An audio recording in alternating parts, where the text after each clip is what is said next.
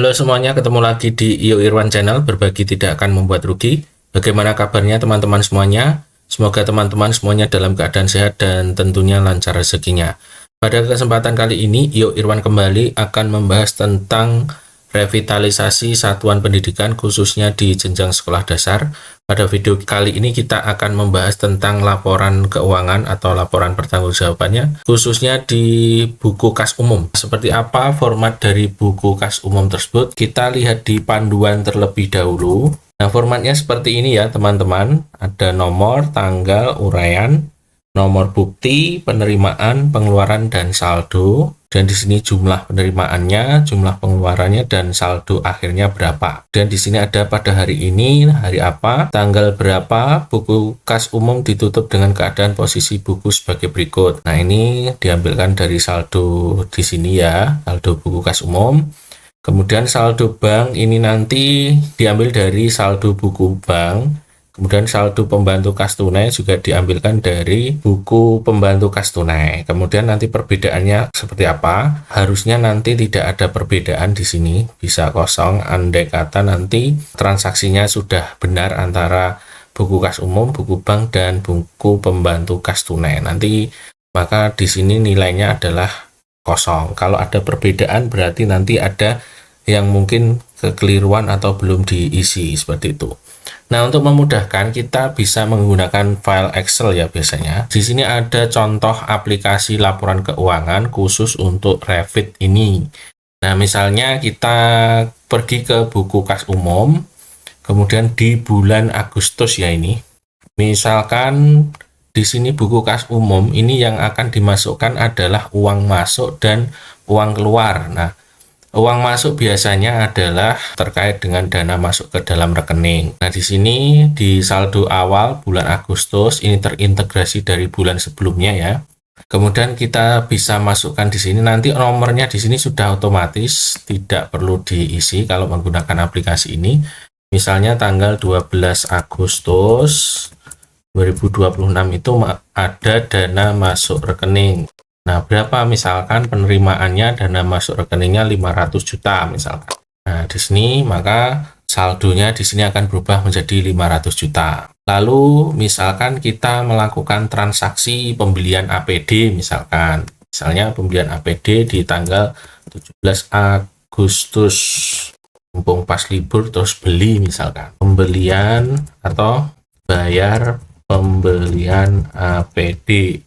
Nah, misalkan habisnya berapa? Misalnya 1.920.000 misalkan. Nah, maka akan berkurang seperti ini. Nah, kemudian nanti misalkan bayar pembuatan papan nama dan informasi K3. Misalkan seperti ini. Berapa? Misalkan 100.200.000. Nah, misalnya seperti itu, maka akan berkurang terus ya. Kemudian misalkan setelah itu, ini misalkan tanggal 18 Agustus ya. Kemudian tanggal 24 Agustus 2026 misalkan bayar pembelian misalkan semen. Nah, bayar pembelian semen ini misalkan kita 3 juta misalkan, 3 juta. Nah, kemudian misalkan di sini tanggal 26 Agustus atau 25 hari ini misalkan.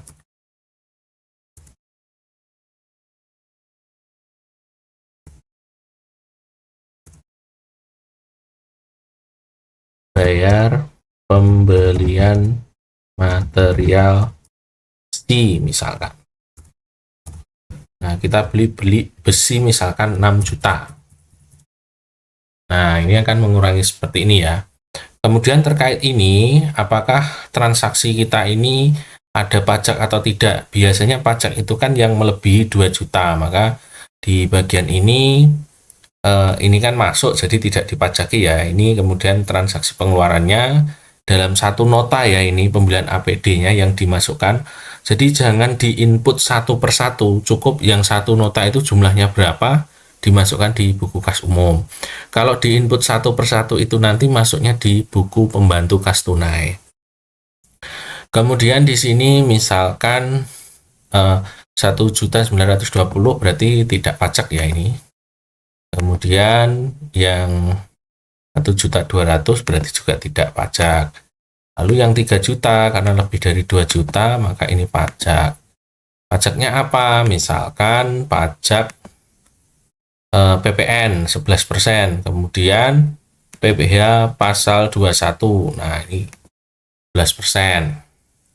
Kemudian pembelian material besi. Nah, ini misalkan pajak ya ini kena PPN 11%. Kemudian PPh pasal 21 1,5%. Nah, kemudian misalkan di sini tadi hari ini kita juga membayar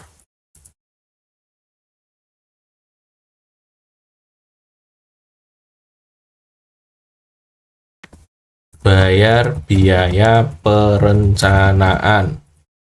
Nah, ini kalau bayar biaya perencanaan ini sesuai dengan kesepakatan dengan perencana ya, mau dibayar 100% atau mau dibayar 70% dulu, silahkan disepakati. Ini hanya contoh, misalnya saya isi 10 juta. Ini 100 juta ini, kebanyakan nolnya. Saya isi 10 juta, kemudian ini pasti kena pajak. Kena pajak, dan ini pajaknya adalah PPh pasal 4. Nah, lalu di akhir ini dengan aplikasi ini kita nanti bisa tulis nama tokonya apa, kemudian siapa nama perencananya di bagian perencana ya. Kita misalkan ini kan contoh di tempat kami misalnya di sini UD Maju.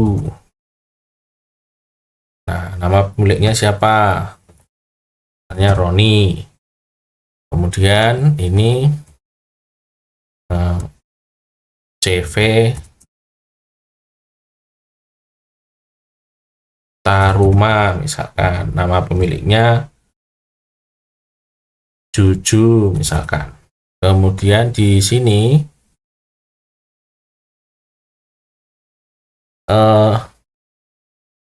yang 3 juta ini adalah semen, misalnya TB Kar. Ini misalnya pemiliknya siapa ya?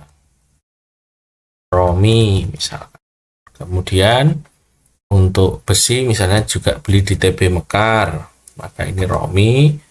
Kemudian ini adalah perencana, misalnya ini Surya, sarjana teknik.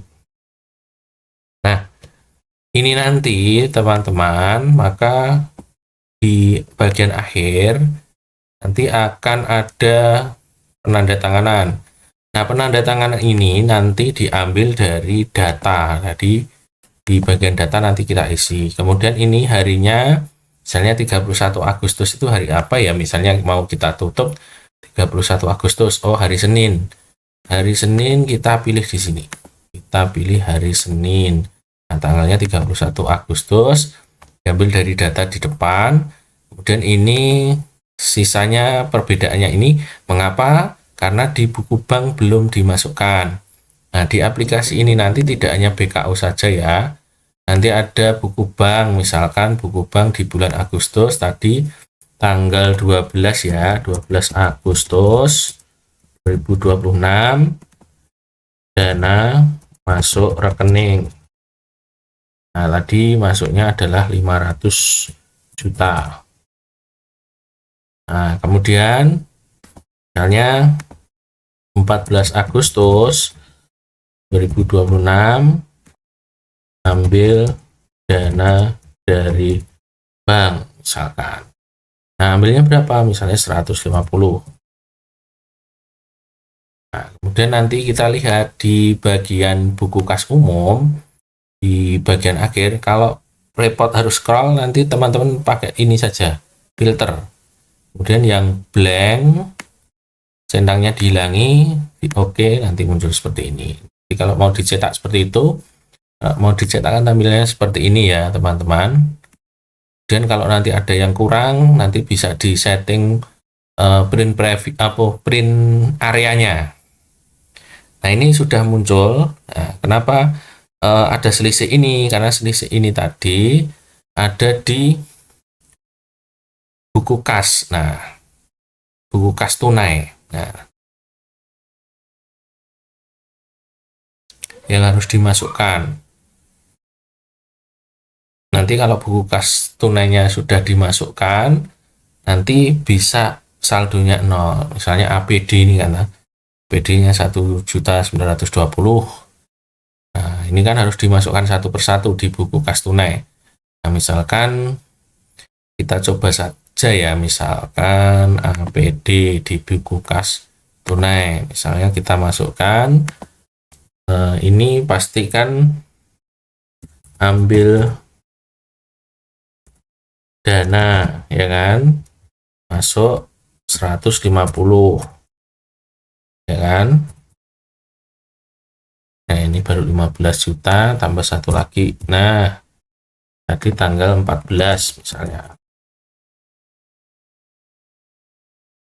Baru nanti di sini misalnya APD-nya helm. Nah, misalnya kita bayar 1 juta. Nah, kemudian rompi. Misalnya ini tadi 920. Ini hanya misalnya ya, teman-teman. Nah, kemudian semen tadi 3 juta. Banyakkan 1. Kemudian besi tadi berapa ya? 6 juta. Nah, coba kita lihat di buku kas umum. Masih ada selisih 2.900.000 itu. Oh, ini bayar perencanaan sama papan nama. Belum dimasukkan di buku kas tunai. Perencana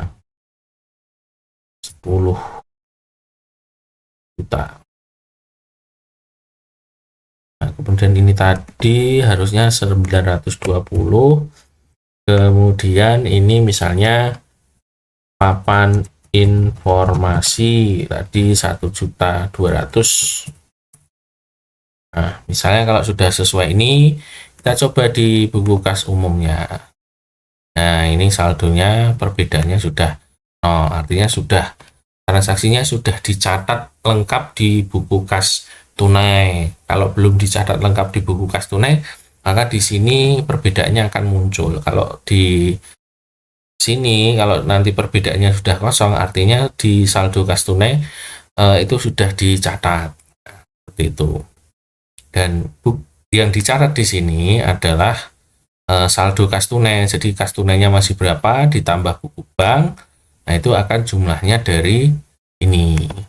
Seperti itu ya, teman-teman. Jadi saldo kas buku kas umum itu jumlah dari saldo bank dan saldo kas tunai. Nah, jadi seperti ini untuk aplikasi laporan keuangan, dan cara untuk mengisi buku kas umum tadi kami ingatkan kembali, hanya dimasukkan untuk total dalam satu nota. Jadi jangan dipecah-pecah. Kemudian masukkan dana masuk rekening. Untuk dana keluar rekening tidak usah dicatat di buku kas umum, cukup catat saja transaksi-transaksi dalam satu nota. Jadi dana masuk, kemudian gunakan masukkan pembelian-pembelian yang berada dalam satu nota. Nanti akan muncul perbedaan seperti ini kalau nanti sudah benar. Jadi antara saldo bank ditambah dengan kas tunai nanti akan kembali sama dengan dari saldo buku kas umum. Semoga penjelasan yang sederhana ini ada manfaatnya untuk teman-teman semuanya.